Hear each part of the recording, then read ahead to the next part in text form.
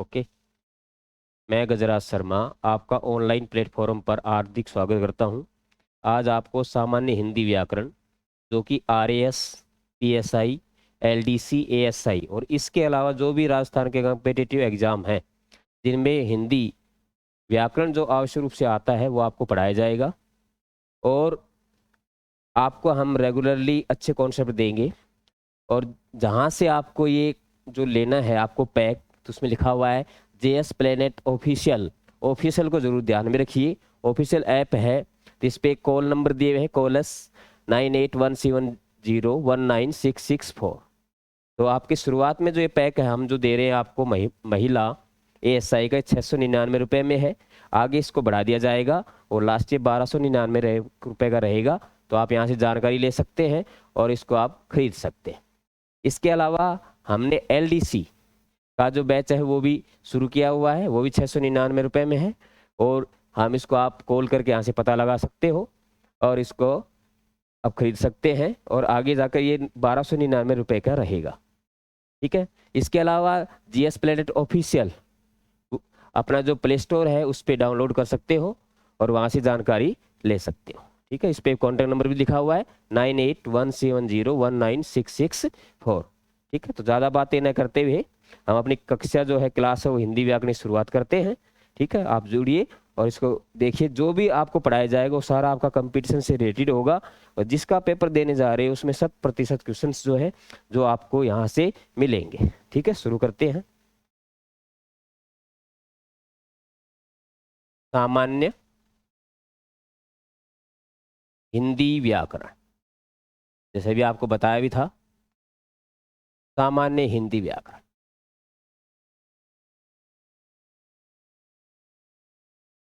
इसका पहला जो आपका जो विषय है वो होगा भाषा।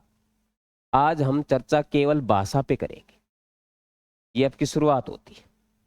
ये आपको जो भी यहाँ से जो भी टॉपिक पढ़ाए जा रहे हैं आपको वो सारे आपके सिलेबस के अकॉर्डिंग है, NCERT के अकॉर्डिंग पढ़ाया जाएगा, जो कि RBSC अजमेर द्वारा जो भी पाठ्यक्रम दिया गया है उसी की हम चर्चा करेंगे, जिसमें पहला ही है भाषा एवं व्याकरण। शुरुआत करते हैं भाषा से। तो सबसे पहले हर शब्द का पद परिचय सीखो। तो पद परिचय इसका करेंगे तो इसमें हमारी दो बातें निकल के आएंगी। एक तो है भास, जिसके टुकड़े किए तो प्लस में आ। अब जो अंत में जुड़ता है वो हमेशा होता है प्रत्यय। किसके अंत में जुड़ता है इसकी हम चर्चा करेंगे, क्योंकि आज हमारे टॉपिक नहीं है, आज तो हम भाषा पढ़ा रहे हैं। फिर मैं आपको थोड़ा बता देता हूँ। किसी शब्द या क्रिया के अंत में जुड़ने पर क्या बनता है? प्रत्यय। तो यहाँ पर आ इसका प्रत्यय हो गया। और ये जो दिया हुआ है अभी, जैसे मैंने बोला क्रिया, संस्कृत में हम धातु पढ़ते हैं, हिंदी में इसको हम क्रिया के हिसाब से पढ़ाते हैं। भास, तो जैसे हमने कहा कि भास, तो भास क्या है? धातु है। भास धातु है, आ इसका प्रत्यय है। दो बातें तो यहाँ पे आपके क्लियर हो जाती हैं। तो प्रश्न आएगा कि भाषा शब्द की उत्पत्ति कहाँ से हुई है? तो आपका उत्तर होगा भास। अब भास क्या है ये भी पूछा जा सकता है, तो उत्तर होगा आपका धातु। तो भास का अर्थ क्या है वो जान लेते हैं साथ साथ। तो भास का अर्थ होता है कहना या बोलना। कहना या बोलना, ये इसका सामान्य अर्थ। अब कहना और बोलना क्या है? तो हम इसको जान सकते हैं क्रिया, जिससे किसी काम का करना या होना पाया जाता है। जो जो क्वेश्चन यहाँ बनेंगे वो सारे मैं आपको साथ साथ बताऊंगा जो कंपटीशन से रिलेटेड होते हैं। तो यहाँ आपका एक क्वेश्चन निकलता है, बोलना और कहना क्या है? क्रिया। और यहीं से अपने एक क्वेश्चन बनेगा जो क्रिया का जो मूल रूप है। जैसे मैंने यहाँ से ना को हटाते दोनों तरफ से, तो यहाँ बच गया कह और यहाँ बच गया बोल। कह और बोल क्या है? तो यहाँ पर आपको कहा जाएगा मूल क्रिया। कह और बोल क्या है? मूल क्रिया। और मूल क्रिया से एक क्वेश्चन बन जाएगा कि मूल क्रिया को क्या कहते हैं? तो क्या आएगा? मूल क्रिया को, मूल क्रिया को धातु कहते हैं। मूल क्रिया को धातु कहते हैं। ये आपका क्वेश्चन बन गया। तो यहाँ से हमारे क्वेश्चन बनते हैं। क्या क्या बने, जैसे मैंने बताया भाषा, तो भास क्या है, धातु है, आ प्रत्यय है। भास का अर्थ क्या होता है, कहना या बोलना। बोलना कहना क्या है, क्रिया। और ना को हटा देंगे तो क्या आ जाएगा, कह और बोल, तो ये क्या हो गई, मूल क्रिया। फिर वहीं से आगे मूल क्रिया को क्या कहते हैं, धातु। ये इसका पद परिचय बनता है। अब आगे इसका जो क्वेश्चन बनता है उस पर ध्यान देते हैं कि भाषा में वचन कौन सा है। तो सीधा बना सकते हैं हम, यहाँ एक वचन है। भाषा में लिंग कौन सा है, तो हम सीधा बना सकते हैं कि स्त्रीलिंग है, स्त्रीलिंग। यहाँ तक आराम से इसको समझ सकते हैं, समझ में आ रहा होगा जो आपको पढ़ाया जा रहा है। ठीक है, आप समझने का प्रयास करें। जहां भी आपको ऐसा लगता है नहीं समझ में आ रहा तो आप इसको पूछा भी जा सकता है। ठीक है, आगे बढ़ते हैं। अब आएगा भाषा की परिभाषाएं बताओ। परिभाषा, तो यहाँ जो जो परिभाषाएं बनती है वो सारी मैं आपको बता रहा हूं।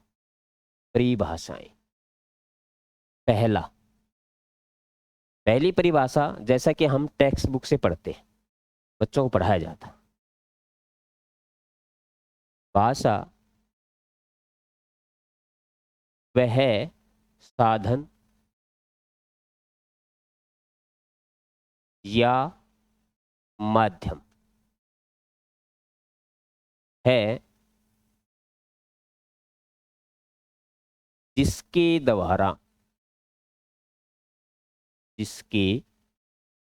द्वारा मनुष्य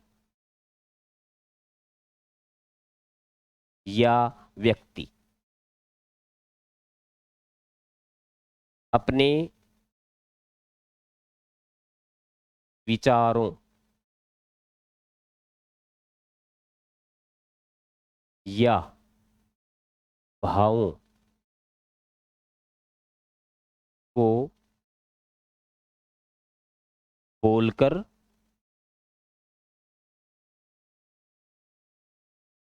या लिखकर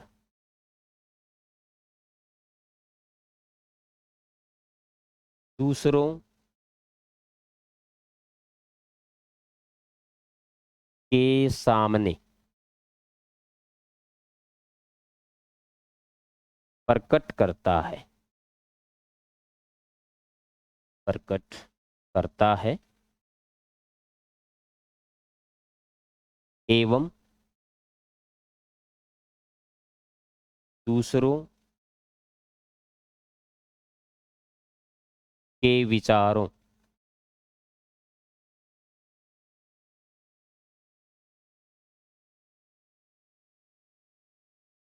या भावों स्वयं ग्रहण करता है, ग्रहण करता है। उसे हम क्या कहते हैं, भाषा। ये आपने पढ़ा, ये इसकी पहली परिभाषा। लेकिन यहाँ कुछ बातें हैं जो मैं आपको बताना चाहूंगा, कंपैरिजन किस प्रकार से इसको पूछा जाता है, बात कर लेते हैं। जैसे हमने पढ़ा, भाषा वह साधन है या माध्यम है, और ये दोनों ही विकल्प परीक्षाओं में आ जाते हैं। तो यहाँ हम किसको वेटेज में डालेंगे, महत्व किस में डालेंगे, तो ये हमें पढ़ाया जाता है सामान्य अवस्था कि भाषा एक साधन है, वह साधन है। लेकिन यहाँ पे क्या लिखा है, माध्यम है। तो हम यहाँ किसको महत्व देंगे, माध्यम। माध्यम मीन्स मीडियम। तो भाषा एक माध्यम है जिसके द्वारा मनुष्य या व्यक्ति, हो सकता है दोनों शब्द ना मिले दोनों में से, तो हो सकता है इसके पर्याय और भी शब्द आ सकते हैं। हो सकता है वहां प्राणी आ जाए, प्राणी ना मिले तो वहां जातक भी आ सकता है। इनको साथ साथ याद कीजिए, प्राणी या जातक अपने विचारों या भावों को, कोई बात, दोनों एक साथ आते हैं। तो यहाँ विचारों को महत्व नहीं देकर हम किसको महत्व देंगे, भावों को। ये समझने वाली बात है। अगर भाव नहीं होता है तो हम विचारों कर सकते। कैसे, ये दोनों बातें सही है, बोलकर या लिखकर। दूसरों के सामने तो हम क्या करते हैं, प्रकट करते हैं, और दूसरों के विचारों या भावों को हमसे हम क्या करते हैं, ग्रहण करते हैं। तो क्या कहलाती है, भाषा। इसको आपको ध्यान में रखना है। ठीक है, अब आगे अगली परिभाषा नंबर 2,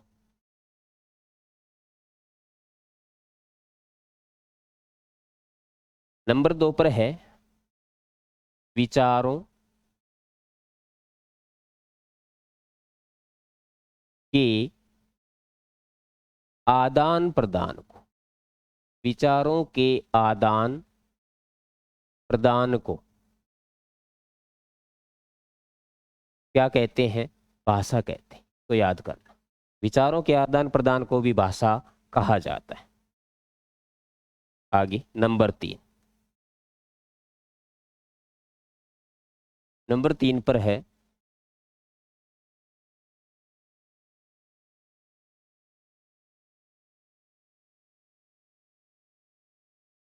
विचारों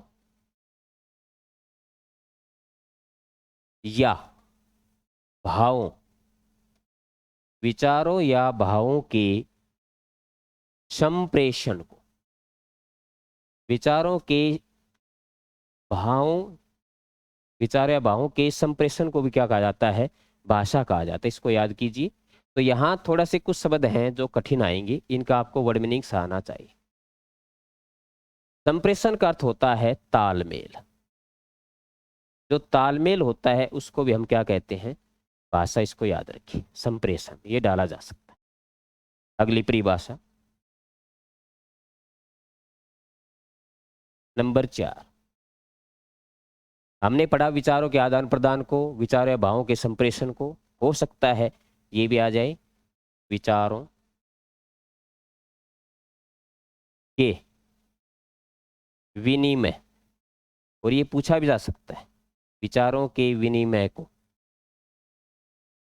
क्या कहते हैं? भाषा। ये इसी की परिभाषा है। एक परिभाषा इसकी और बनती है। नंबर 5, वाणी की अभिव्यक्ति, वाणी की अभिव्यक्ति, वाणी की अभिव्यक्ति को भी भाषा कहते हैं। तो मैंने आपको यहाँ पर 5 परिभाषाएं बताई। इन 5 को आप आराम से याद करो। जहाँ भी आपको ऐसा लगता है कि नहीं समझ आ रहा तो आप डिस्कस कर सकते, पूछ सकते, जानकारी ले सकते। और ये सारे एनसीईआरटी द्वारा ही बनाई गई है। जैसे जैसे कंप्यूटर का जो लेवल होता है उसके हिसाब से क्वेश्चन को पूछा जाता है। जो आपकी योग्यता है, योग्यता के आधार पर ही प्रश्नों को पूछा जाता है। और ये सारा हमारा एनसीईआरटी से संबंधित, चाहे वो स्टेट लेवल का हो, एससीईआरटी हो या सीबीएसई, जो भी सिलेबस है हम उसी का आपको पढ़ाते हैं। और जो भी पढ़ाया जाएगा उसी से क्वेश्चन पूछे जाते हैं। तो हम भाषा से संबंधित यहाँ 5 परिभाषा याद कर सकते हैं। ठीक है, तो ये आप परिभाषा इनको समझिए। आगे बढ़ते हैं। अब ये तो बना, हमने पढ़ा कि भाषा किसे कहते हैं, भाषा की कितनी परिभाषाएं होती है। अब आगे आएगा भाषा के कितने रूप होते हैं, कितनी प्रकार से हम इसको समझ सकते हैं।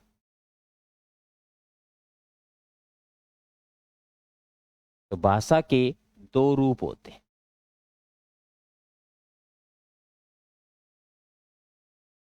कौन कौन से? नंबर 1 मौखिक, पहला आएगा मौखिक और दूसरा आएगा लिखित। अब यह इनकी परिभाषा पढ़ लेते हैं। मौखिक भाषा किसे कहते हैं और लिखित भाषा किसे कहते हैं?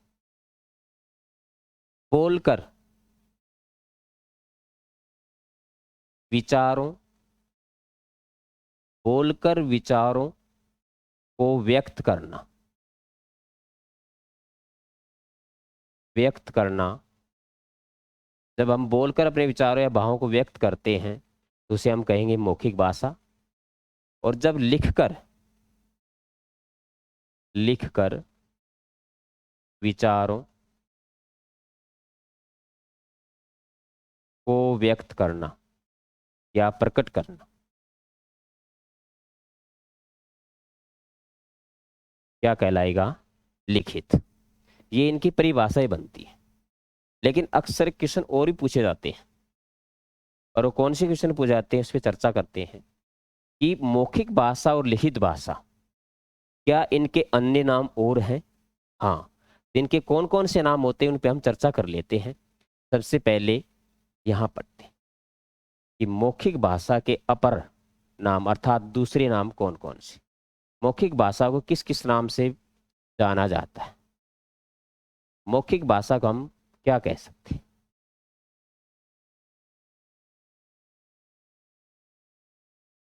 मौखिक भाषा को कथित भाषा भी कहा जाता है। इसका दूसरा नाम है कथित भाषा। कथित भाषा के अलावा उच्चरित भाषा,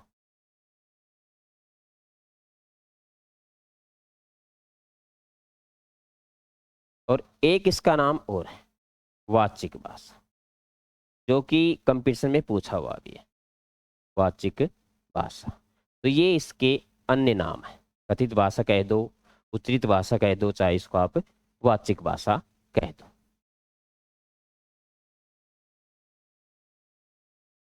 इससे आगे अब पढ़ेंगे इनकी परिभाषा। जैसे मैंने शुरू में बताया आपको कि मौखिक भाषा के जो नामों में मैंने चर्चा की, मौखिक भाषा,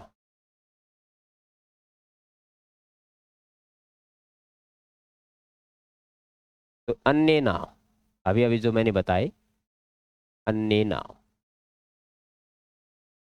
तो आपको बताया गया कथित भाषा। कथित भाषा, इसकी परिभाषा पढ़ेंगे हम। कथित का अर्थ भी कहना ही होता है, अर्थात बोलना। जब हम अपने विचारों को, अपने विचारों को बोलकर अर्थात सामने वाले को कहकर सामने वाले को बताते हैं, या बताना, सामने वाले को बताना, क्या कहलाएगा? कथित भाषा, कहना। इसके अलावा मैंने बताया फिर यहाँ उच्चरित भाषा। ये इनकी परिभाषाएं अलग अलग करना आपको, एक मत कर देना जैसे कि सामान्य में पढ़ते हैं, क्योंकि जब नाम अलग अलग लिखा है तो परिभाषा भी अलग अलग होती है। सामान्य में हम पढ़ा देते हैं कि मौखिक भाषा उसी को कथित कहते हैं या उच्चरित कहते हैं, लेकिन यहाँ आएगा और इस तरह का क्वेश्चन आ भी सकता है, उच्चरित भाषा किसे कहते हैं? तो क्या आएगा? उच्चारण के द्वारा, उच्चारण के द्वारा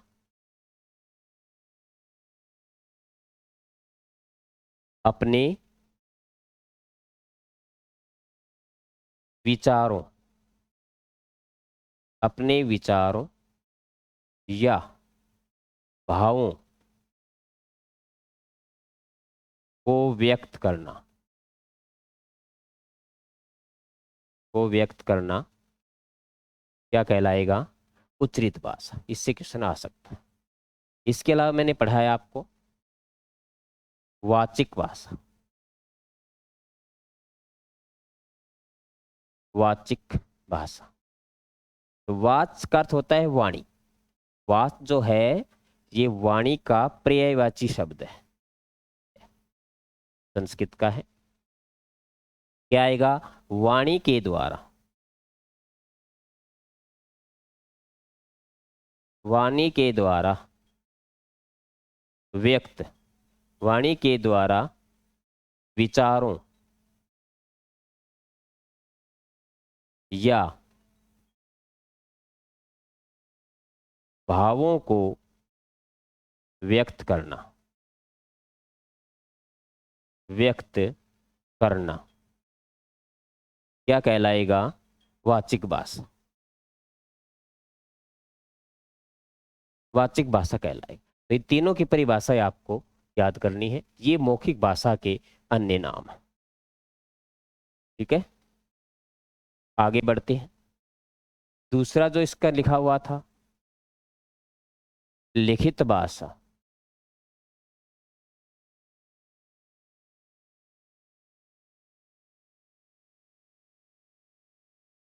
इसके कौन कौन से नाम है? तो जैसे लिखित भाषा में हम कह सकते हैं अंकित भाषा,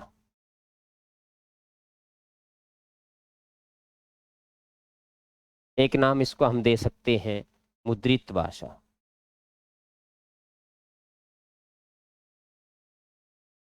ये इसके नाम है, अन्य नाम। अन्य किस किस नाम से इसको पुकारा जाता? एक तो हो गया अंकित भाषा, दूसरा हो गया मुद्रित भाषा। अब इनकी परिभाषाएं पढ़ लेते हैं। अंकित भाषा,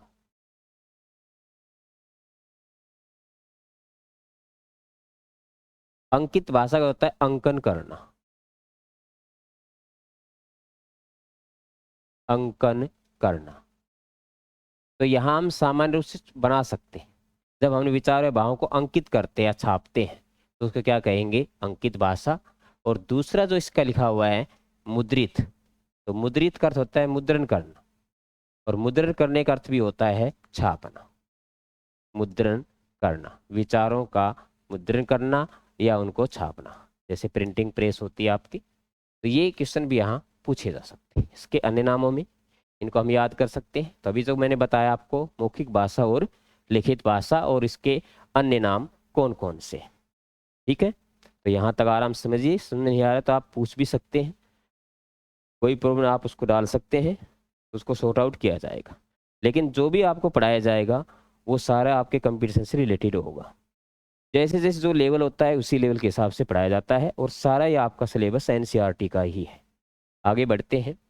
तो हमने पढ़ा भाषा के रूप होते हैं दो। अब इसमें एक क्वेश्चन और आता है, भाषा का तीसरा रूप या अन्य रूप कौन सा होता है? लेकिन होता नहीं, ये माना जाता है, क्योंकि भाषा के तो रूप होते हैं केवल दो ही होते हैं जिनकी हम चर्चा करते हैं। लेकिन ये क्वेश्चन को समझ लेना कि भाषा के तीन रूप नहीं होते, तीसरा रूप माना जाता है या अन्य रूप ये माना जाता है, होता नहीं। ये जरूर ध्यान रखना लैंग्वेज का।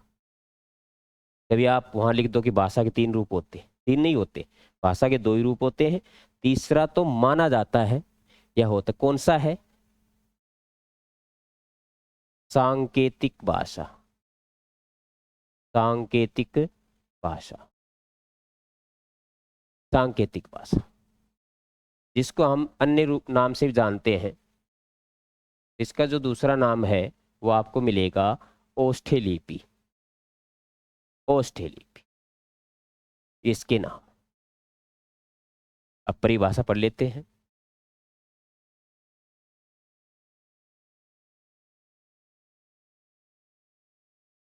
सांकेतिक भाषा, सांकेतिक भाषा, जब हम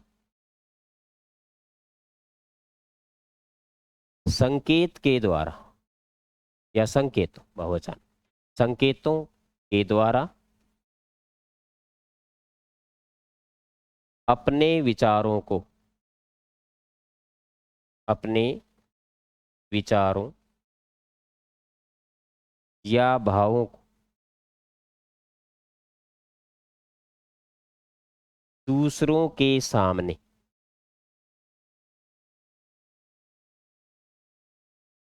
व्यक्त करना या प्रकट करना तथा दूसरों के विचारों या भावों ग्रहण करना क्या कहलाएगा? सांकेतिक भाषा। अर्थात संकेत के द्वारा जब हमने विचारों भावों को दूसरों के सामने व्यक्त करते हैं और दूसरे के विचारों को हमसे हम समझते हैं, उसे हम क्या कहेंगे? सांकेतिक भाषा। जिसका मैंने कहा कि एक नाम और है ओष्ठ्यलिपि। इसको मैं आपको वैसे वर्बली बता देता हूँ, थोड़ा गहन क्वेश्चन होता है, परीक्षा में इतना ही पूछा जाता है। ओष्ठ्यलिपि किससे कहते हैं? तो आपको पता होगा, मैं यहाँ एक उदाहरण देना चाहूंगा कि सांकेतिक भाषा का प्रयोग किसके लिए होता है। तो इसका जो उदाहरण आता है, सांकेतिक भाषा का प्रयोग हम किसके लिए करते हैं? गूंगे और बहरों के लिए करते हैं। गूंगे और बहरों के लिए इसका प्रयोग होता है। लेकिन ये तो एक सामान्य शब्द है। वहां आपको तत्सम शब्द मिलेगा संस्कृत में, जो आपको मिलेगा मूक एवं बधिर। मूक एवं बधिर। मूक का अर्थ गूंगा होता है, बधिर का अर्थ बहरा होता है। मूक एवं बधिर के लिए हम सांकेतिक भाषा का प्रयोग करते हैं। तो अक्सर आपने देखा होगा, इसलिए मैंने ये नाम लिखा है यहाँ पे ओष्ठी लिपि, कि गूंगे और बहरे, जब आपने देखा होगा दूरदर्शन पर अर्थात टेलीविजन के ऊपर जो इनके समाचार आते हैं, तो वहाँ जब समाचार दिए जाते हैं तो आपने देखा होगा गूंगे और बहरे जब वहाँ जब समाचार बताते हैं तो इशारों में तो बातें करते हैं, साथ साथ होठों का भी प्रयोग करते हैं। इसलिए इसको ओष्ठी लिपि कहा जाता है। और गूंगे और बहरों को पढ़ाने के लिए अलग से एक बीएड होता है, स्पेशल बीएड जो बोलते हैं। एक सामान्य टीचर पढ़ाता है, वो अलग बीएड होता है सामान्य बच्चों को पढ़ाने के लिए। और वहीं से ये निकला भी हुआ है कि गूंगे बहरों के लिए जो हम पढ़ाते हैं बच्चों को, वहाँ कौन सी लिपि का प्रयोग होता है, और वो क्वेश्चन भी पूछा जाता है। और वो आपका आता है ब्रेल लिपि, जो ब्रेल के द्वारा ही बनाई हुई है, इसका प्रयोग होता है ब्रेल लिपि का, इनको पढ़ाने के लिए। ठीक है, तो इसलिए इसका नाम है ओष्ठी लिपि। तो ये इन्हीं के लिए आते हैं और इनके उदाहरण मैंने आपको बता भी दिए। लेकिन इसका एक उदाहरण और पूछा जाता है जो मैं आपको यहाँ साथ साथ बता रहा हूँ। सांकेतिक भाषा का ऐसा कौन सा उदाहरण है जो हमारी आंखों के सामने होता है, जीवंत उदाहरण जिसको हम बोलते हैं। तो वो उदाहरण जब आए तो उसको आप याद कर सकते हैं। तो आपने इससे पढ़ा होगा ट्रैफिक पुलिस। Traffic police. अब ट्रैफिक शब्द इंग्लिश का है, इसको हम हिंदी में क्या बोलते हैं, यातायात। लेकिन यहाँ ये पुलिस ही बोला जाता है। क्यों बोला जाता है इसको समझ लीजिए। ये पुलिस शब्द नहीं है, नियम के अनुसार ये शब्द होता है पुलिस, और इसका प्रयोग होता है मराठी भाषा में, महाराष्ट्र में, जिसको हम यहाँ पुलिस बोलते हैं। तो क्षेत्रीय भाषा का शब्द लिया हुआ है। और ट्रैफिक इंग्लिश का है, हिंदी में इसका यातायात। तो या तो ट्रैफिक पुलिस ऑप्शन मिलेगा या आपको यातायात पुलिस मिलेगा। और ये उदाहरण किसका है, सांकेतिक भाषा का। और इस तरह का क्वेश्चन परीक्षा में आया हुआ भी है। तो यहाँ तक पढ़िए। हमारे तीनों रूप हो गए। मूल मैंने बताया कि इसके दो होते हैं, बोलकर और लिखकर, मौखिक और लिखित। फिर हमने आपको बताया यहाँ पे कि भाषा का तीसरा रूप कौन सा होता है, सांकेतिक भाषा या आपका ओष्ठी लिपि। क्वेश्चन पूछा किसके लिए आएगा, वो मैंने यहाँ लिखा हुआ है, उदाहरण बता दिया आपको। लेकिन अक्सर ये उदाहरण पूछा जाता है, ट्रैफिक पुलिस या यातायात पुलिस। आगे बढ़ते हैं। इसके बाद हमने अभी पढ़ा रूप, लेकिन इसके कुछ क्वेश्चन और दोहराए जाते हैं, वो मैं आपको बताऊंगा। तो जैसे आ गया कि भाषा का मूल रूप, भाषा का मूल रूप, या ये क्वेश्चन कई तरीके से आता है। भाषा का प्रधान रूप,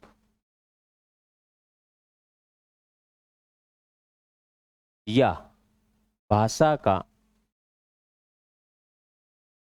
व्यवहारिकता, व्यवहारिकता के आधार पर, के आधार पर स्थायी रूप। ये तीन क्वेश्चन बनते हैं इसके। कौन कौन से, भाषा का मूल रूप कौन सा है, भाषा का प्रधान रूप कौन सा है, और भाषा का व्यवहारिकता के आधार पर। इसको जरूर दिमाग में रखिए। व्यवहारिकता, जब हम व्यवहार में आपस में एक दूसरे प्रयोग करते हैं तो वहां भाषा का स्थायी रूप कौन सा आएगा। तो ये क्वेश्चन थोड़ा कंफ्यूज करता है, स्थायी रूप। तो वहां आपका जो उत्तर होगा, ये तीनों का एक ही है, इसलिए मैंने एक साथ इसको पढ़ाया। क्या होगा, भाषा का जो मूल रूप है वो आपका है मौखिक, मौखिक भाषा।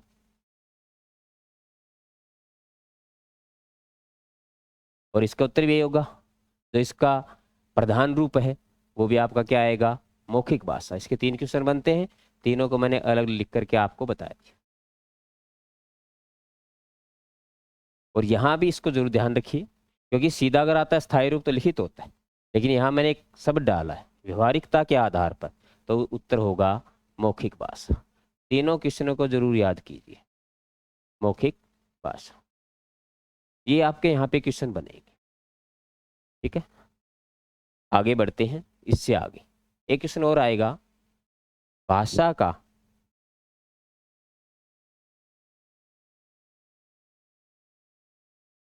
स्थायी रूप, भाषा का जो स्थायी रूप है वो कौन सा है, और एक इसका आएगा भाषा का गौण रूप, भाषा का गौण रूप कौन सा है। दोनों का उत्तर जान लेते हैं। दोनों का एक ही उत्तर आएगा, भाषा का स्थायी रूप होता है लिखित, तो लिखित भाषा, और ये इसका मूल रूप है, तो गौण रूप क्या होगा, वो भी आपका लिखित भाषा। ये क्वेश्चन आप जरूर याद कीजिए, इनमें से भी क्वेश्चंस पूछे जाते हैं, ये आपके यहाँ बनेंगे कि मूल रूप कौन सा है, गौण रूप कौन सा है, व्यवहारिकता के आधार स्थायी रूप क्या है, तो मैंने जैसे यहाँ बताया, और यहाँ स्थायी रूप कौन सा है। तो ये कि भी आपके क्वेश्चंस बनते हैं जिनको आप आराम से जान सकते हैं, और इनमें से कई ऐसे क्वेश्चन हैं जो राजस्थान में दोहराए हुए भी हैं। ठीक है, तो यहाँ हमने पढ़ा, अब इससे आगे बढ़ेंगे।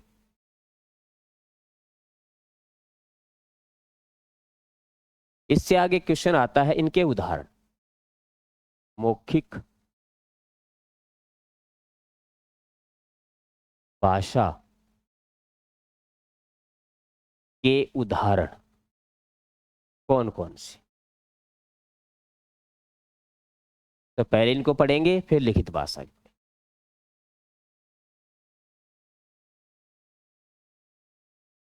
मौखिक भाषा के उदाहरण आपने जो भी टेक्स्ट बुक में पढ़े हैं वो इंग्लिश में दिए हुए, लेकिन आजकल शुद्ध हिंदी का प्रयोग होता है, तो उसमें शुद्ध हिंदी में ही पूछा जाएगा। पहले हम बता देते हैं कि कैसे पढ़ाया जाता है और कौन कौन से उदाहरण हैं, आपने पढ़े होंगे।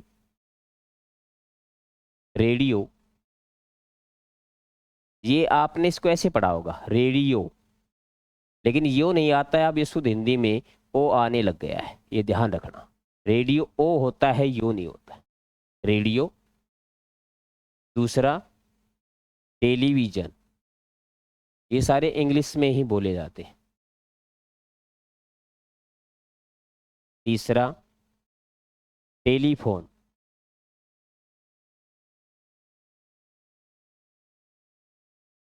चौथा वायरलेस, वायरलेस। पांचवा सिनेमा,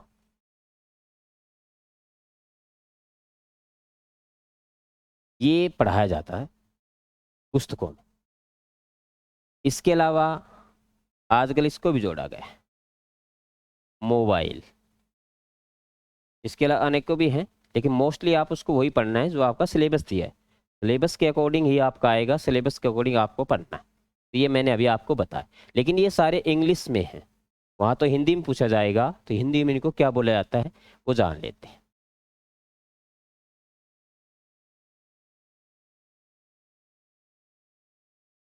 रेडियो, रेडियो को बोला जाता है वाणी यंत्र, तो वहाँ आपके पास आएगा वाणी यंत्र, किसका उदाहरण है, तो जैसे मैंने आपको बताया मौखिक भाषा। टेलीविजन वो क्या कहते हैं, ये तो लगभग सभी को पता होता है, दूरदर्शन। टेलीफोन, दूरभाष। वायरलेस, ये उर्दू का ही शब्द आएगा, बेतार। सिनेमा, चलचित्र। और मोबाइल, मोबाइल को क्या बोला जाता है, तो पहले तो इसको इतना ही पढ़ाया जाता था, अब इसमें थोड़ा चेंजमेंट किया है। पहले इसको सीधा हम लिखवाते थे चलभाष, लेकिन यहाँ पर ये इंस्ट्रूमेंट है, तो यहाँ इलेक्ट्रिक में आता है, तो एक शब्द ये जुड़ गया है के साथ। अब इसका ये उत्तर होगा चलभाष उपकरण। आपको हिंदी में याद करने हैं, ठीक है, तो आपको समझ आ रहा होगा और अच्छी प्रकार से आप समझ रहे होंगे। और आपको जो भी यहाँ पढ़ाया जाएगा वो आपका जो सिलेबस से रिलेटेड पढ़ाया जाएगा। इसके अलावा अगर इससे कुछ जुड़ा हुआ है, अपडेटेशन है, तो वो भी हम आपको बताएंगे, ताकि आपकी परीक्षा के लिए वो सार्थक हो। अनावश्यक नहीं पढ़ाया जाएगा जिससे आपका समय खराब हो। ठीक है, तो आप अपना ये जैसे आपको बताया गया है ऑनलाइन जो भी आपका ये ऐप बनता है उसको आप ले सकते हैं। ठीक है, आगे बढ़ते हैं। इससे अगला मौखिक के बाद उदाहरण लेंगे लिखित के।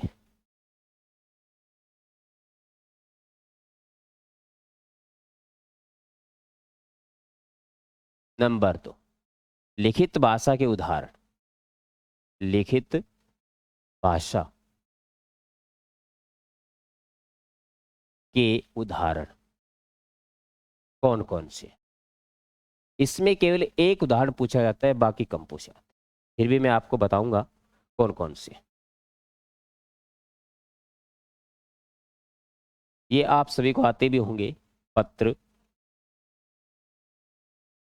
पत्रिकाएं, पत्र पत्रिकाएं, समाचार पत्र, समाचार पत्र, जिसे उर्दू में अखबार बोला जाता है, अखबार।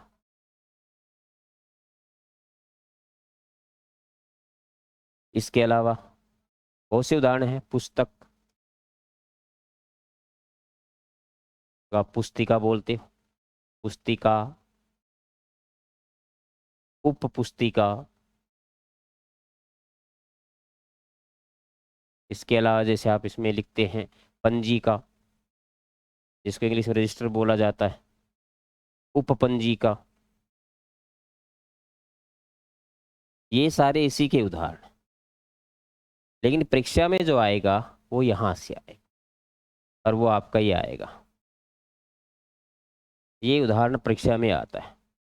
श्यामपट, जिसको इंग्लिश में क्या बोला जाता है? Black board. जो लिखित भाषा का एक सार्थक उदाहरण है, तो आप इसको जरूर याद कीजिए। श्यामपट परीक्षाओं के लायक ये क्वेश्चन बनेगा कि श्यामपट में जो है किस भाषा का उदाहरण है, तो आप सीधा उत्तर दे सकते हैं लिखित भाषा का उदाहरण। ठीक है, तो ये आपका यहाँ तक मैंने पढ़ाया। अब इससे आगे बढ़ते हैं।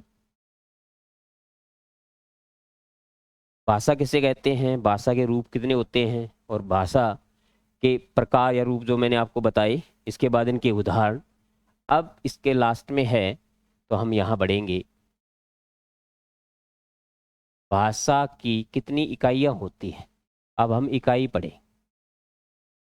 इकाई, भाषा की कितनी इकाइयाँ होती हैं, और इसमें से जो भी इसकी इकाइयाँ बनती है वो सारे क्वेश्चन कंपटीशन में आ चुके हैं। कौन कौन से जान लेते हैं। तो भाषा की इकाइयाँ होती हैं तीन इकाइयाँ हैं।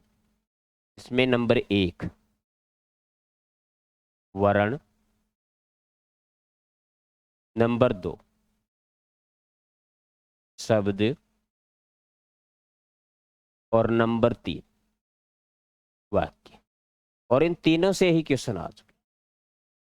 तीनों के बारे में जान लेते, परिभाषा एक साथ साथ याद करते। वर्ण, शब्द और वाक्य।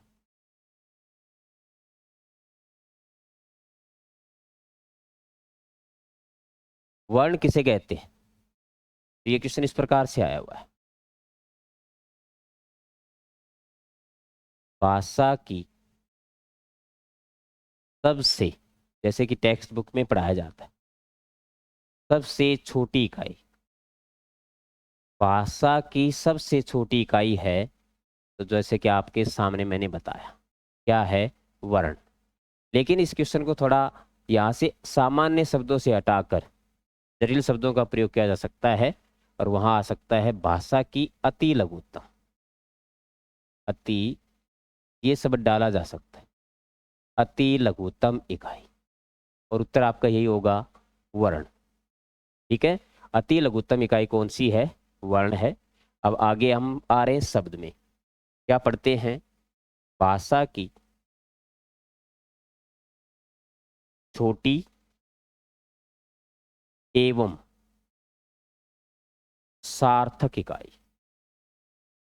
सार्थक इकाई, तो आपका उत्तर होगा शब्द। लेकिन यहां भी अन्य शब्दों का प्रयोग किया जा सकता है। जैसे सार्थक तो ठीक है, यहां आ सकता है, तो क्या आएगा? छोटी के स्थान पर आपको ये शब्द देंगे, लघुत्तम एवं सार्थक। लघुत्तम एवं सार्थक इकाई का नाम, सीधा उत्तर आएगा आपका शब्द। बच गया ये क्वेश्चन हरियाणा में एक पेपर हुआ, वहां पूछा गया। हो सकता है आपके उधर भी वगैरह हो सकता है क्वेश्चन डाला जा सकता है। तो वहाँ जो क्वेश्चन पूछा था मैं आपको बताता हूँ। वहाँ पे आया था भाषा की अर्थवान इकाई। तो वाक्य जो है वो भाषा की क्या है, अर्थवान इकाई है। और ये तीनों क्वेश्चन कई परीक्षाओं में पूछे हुए। हरियाणा में इसको घुमा के पूछा गया था, परिभाषा पूछी वाक्य किसे कहते हैं, तो वहाँ ये दिया हुआ था कि जो अर्थवान होता है, अर्थवान जो इकाई होती है उसे हम क्या कहते हैं, वाक्य कहते हैं। तो हिंदी व्याकरण सभी जगह एक ही होता है, एक ही सिलेबस होता है। क्वेश्चन को कैसे मॉडिफाई किया जा सकता है, पढ़ाया जा सकता है। तो आप भी यहाँ जान लीजिए, आपको मैंने सीधा पढ़ाया कि भाषा कितनी इकाइयाँ होती है। तो जैसे हमने पढ़ा 3, वर्ण, शब्द और वाक्य। ठीक है, तो ये आपके कुछ क्वेश्चंस थे जो यहाँ हमने बनाए भाषा से संबंधित। इसी का एक क्वेश्चन बनता है जो मैं आपको यहाँ बता दिया। एक ये क्वेश्चन भी पूछा जाता है एनसीईआरटी द्वारा, मानक भाषा किसे कहते हैं, मानक भाषा किसे। छठी, सातवीं, आठवीं ग्रामर है, हिंदी व्याकरण होता है, वहां से इसको डाला। और यहाँ इसके अन्य नाम कौन से ये भी आता है। तो मानक भाषा के पहले मैं आपको नाम बताता हूँ। एक तो ये पूछा जाता है आदर्श भाषा या परिनिष्ठित या परिष्ठित, ऐसे पढ़ सकते। राजस्थान में इसको ऐसे पढ़ा जाता है परिष्ठित भाषा, और कई जगह इसको ऐसे पढ़ा जाता है परिनिष्ठित भाषा, निष्ठित। ठीक है, निश्चित। लेकिन आप इससे पढ़ सकते हैं जैसे आपके सिलेबस। तीनों का ही अर्थ एक ही है। देखिए बात तो आती कहते किसे है, मानक भाषा किसे कहते हैं, मानक भाषा।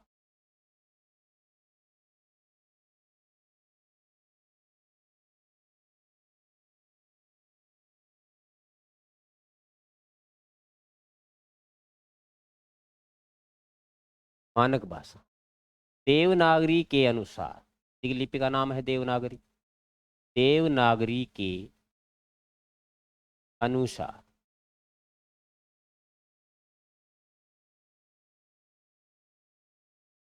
भाषा का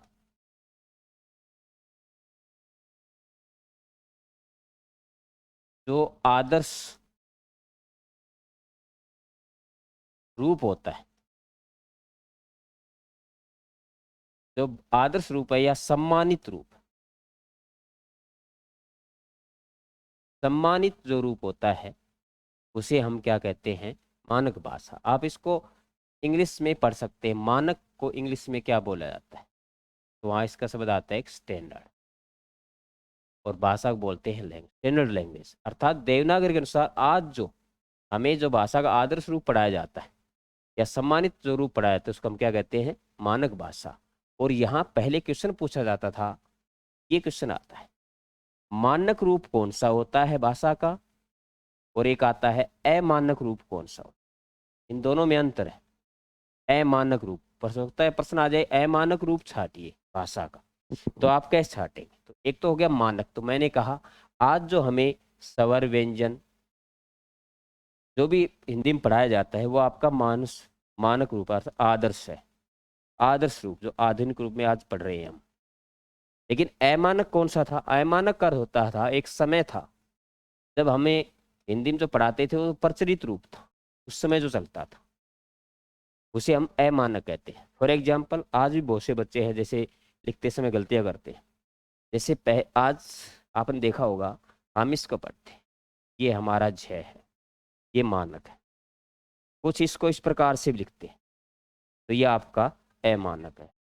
इसी प्रकार से आपने ये लिखा तो ये शुद्ध है ध, बहुत से बच्चे इसको इस प्रकार से लिखते हैं तो ये अशुद्ध है। तो अमानक का मतलब है प्रचलित रूप या अशुद्ध रूप, और जो भाषा का शुद्ध रूप है वो आपका मानक रूप होता है। और इनमें से भी क्वेश्चन आता है कि प्रचलित रूप छाटिए और आपका मानक रूप छाटिए। इसी तरह से बहुत से ऐसे जो हम लिखते हैं, जैसे आपने ये पहले पढ़ा हो तो ये आजकल अनय पढ़ाया जाता है। इसी तरह से आपने देखा होगा और भी शब्द हैं, जैसे मान लो मैंने ये लिख दिया, तो ये अपना ए है, मानक रूप है। पहले इसको पाली प्राकृत में ऐसे पढ़ाते थे, तो ये ए था। तो कहने का तात्पर्य एक ही आता है कि जो आदर्श रूप है वो मानक रूप है, और जो पहले हम पढ़ते आ रहे हैं वो प्रचलित रूप, ठीक है, या अमानक रूप। ये क्वेश्चन भी डाला जाता है जो कक्षा 6ठी से लिया गया है, तो यहाँ पढ़ सकते हैं आप। तो आज जो मैंने आपको पढ़ाया है अभी, ये केवल हमने चर्चा की है केवल भाषा पर, और ये आपको अच्छी प्रकार से समझ में आ गया होगा। फिर भी किसी प्रकार का कोई भी किसी तरह का संशय डाउट होता है तो आप पूछ सकते हैं, उसकी जानकारी ले सकते हैं, और वो आपका जो भी क्वेश्चन बनेगा उसको क्लियर किया जाएगा। लेकिन एक बार इसको मैं रिमाइंड कर देता हूँ आपको कि अभी तक कौन कौन से क्या क्या बातें पढ़ाई हैं, है ना। तो एक बार देख लो, भाषा का टॉपिक है वो शुरू से एक बार आपको दोहरा देते।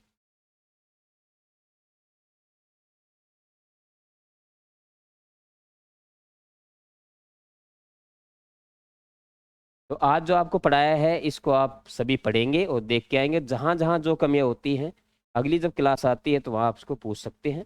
आज के लिए इतना ही रहेगा। आपका बहुत बहुत धन्यवाद।